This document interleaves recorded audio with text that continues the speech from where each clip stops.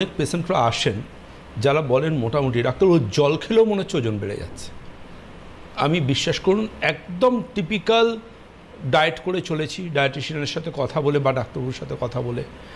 আমি পুরোপুরি জীবন থেকে মিষ্টি বাদ দিয়েছি, ফ্যাট বাদ দিয়েছি, কিন্তু আমার ওজন কমছে না।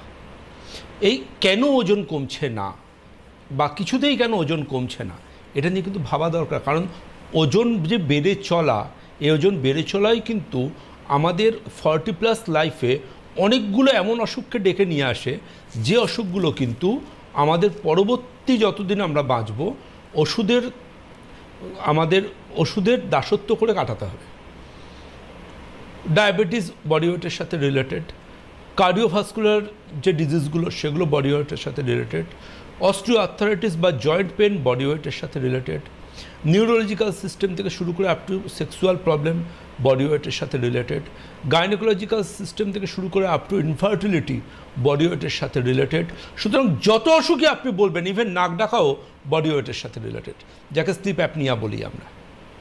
তো দেখুন যতগুলোই অসুখ আপনি বলবেন, সমস্ত অসুখ কিন্তু বডি ওয়েটের সাথে related.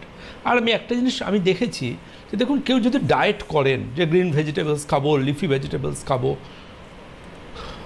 End of the day কেউ তো আজকের দিনে ঘরে বসে থাকেন না।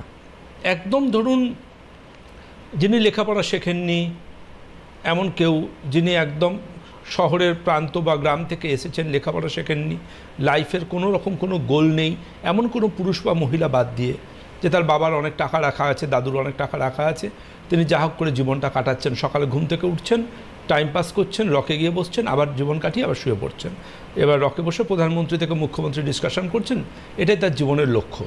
এই ধরনের ব্যক্তিরা দেখবেন সর্বজ্ঞ হন।